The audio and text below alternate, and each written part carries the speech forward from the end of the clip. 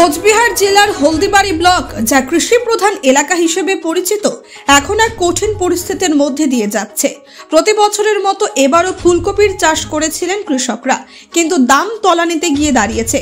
ফুলকপি উৎপাদন ভালো হলেও বাজারে সেগুলির দাম খুবই কম।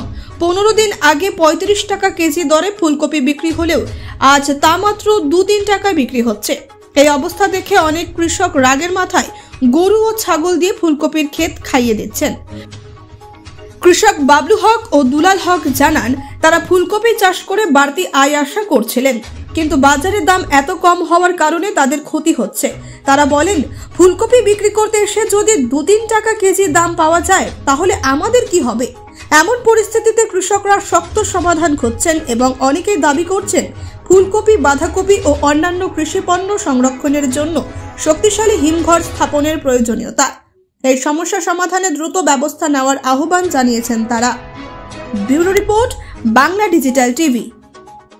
কি নাম আপনার? আমার নাম এমডি আব্দুর রহিম সরকার। আপনি কত বিঘা জমিতে ফুলকপি চাষ করেছেন? প্রায় 15 বিঘা। কত খরচ হয়েছিল? খরচ হল প্রায় 35-40 হাজার টাকা। তাহলে এখনো পর্যন্ত কত টাকা বিক্রি করতে পারছেন? এখনো আমার হাল চাষের পয়সাটা আসছে, সার মানে হাজিরা মুজরা যা আছে, মানে 45 হাজার টাকা টোটাল খরচা হয়েছে। তাতে আমার বিক্রিতে মোটামুটি মানে 1/3 যা আমার খরচ হয়েছে তাতে 1 ভাগ আসছে। এখনো বাকিটা পাই নাই। 3 টাকা 4 টাকা কেজি, লাস্টে 2 টাকা কেজি। এই হচ্ছে কৃষকের অবস্থা। হ্যাঁ, আচ্ছা, হলদিবাড়িতে তো এইটা হিমঘর নেই একটাও। হিমঘর থাকলে আপনাদের কি সুবিধা হতো? ফুলকপির তো হিমঘর দিয়ে কোনো লাভ নাই না। আমরা কোলেস্টোর আছে, এই যে ঘুরডাঙ্গা একটা আছে, তো ওদিকে একটা আছে, ওটা আমরা আলু ডালু রাখি। কিন্তু এই কপিটা আমাদের একটা অর্থকরী ফসল, কারণ এটা করার পরে এই জমিতে আবার ভুট্টা লাগাই, অন্যান্য কিছু করি। ভুট্টাটা 2 মাসের মধ্যে, এই কপিটা 2 মাসের মধ্যে হয়ে যায়। হওয়ার পরে এটা আবার পুনরায় ফসল করি, চাষটা বাসি বা বেঁচে যায়। ফলে এইবার ফুলকপি মানে এমন অবস্থা, মানে ওগুলা ভাষা নাই, লিখে বোধহয় 1 দিস্তা কাগজ শেষ হবে না, এরকম পরিস্থিতি হয়েছে। মানে দেশের যা অবস্থা তাহলে খুব খারাপ। মানে উন্নতি কীভাবে হবে? কৃষক যদি পয়সা না পায় তাহলে বাকিরা এই বাবুরা কী করে খাবে বলেন? হ্যাঁ, আমরা তো কৃষকের আশা, অর্থকরী ফসল এই আলু, মানে কাঁচা সবজি যেগুলো আমরা করি, লঙ্কা হাইব্রিড। হ্যাঁ, এবার লঙ্কা করছি প্রায়, আমার টোটাল চাষবাস করছি প্রায় 7 বিঘা মতো। তাতে টমেটো করছি 1/2 বিঘা, লঙ্কা করছি 1/2 বিঘা, ফুলকপি করছি 1.5 বিঘা আলু করছি। এটা টোটাল খরচা আমার 6 লাখ টাকা খরচ।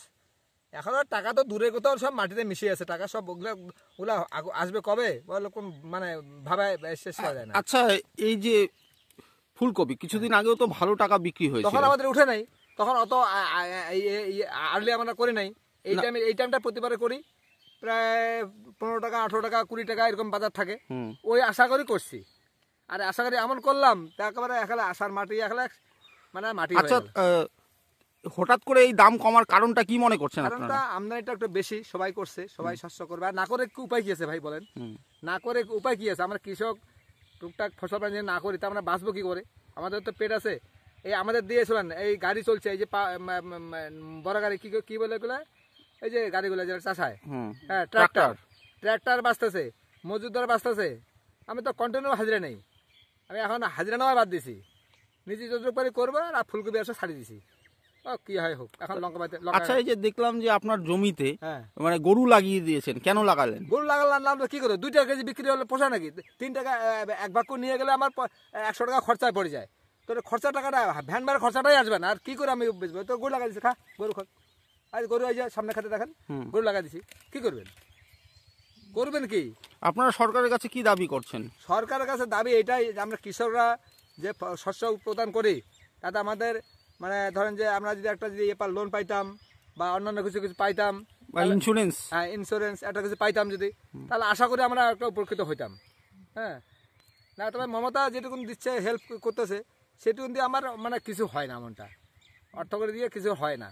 যেন কৃষি বিমা লোন যে আমাদের দিত যদি, তাহলে মোটামুটি একটা কাজে ওই টাকা দিয়ে করতাম, আবার টাকাটা পরিশোধ করতাম আস্তে আস্তে। সেটাও তো নাই। কত কোন থেকে টাকা এসেছে, কুদি ধুলে অন্ধকার, ওগুলো খুঁজে হানা পাই না, বুঝলেন তো? এই পরিস্থিতি বর্তমানে। ঠিক। আর আমাদের পয়ামারি এলাকায় কোথায় এমনটা কবি? এই কবির মধ্যে মোটামুটি আমি একটা আর্লি করছি। এরপরে যখন এই যে ফাল্গুন চৈত্র মাসে আবার কপির লোক এখন গাছ রোপণ করতেছে, ওগুলো কি হবে ওই ভগবান আল্লাহ জানে ভালো। আপনার আমার নাম বাবলু হক।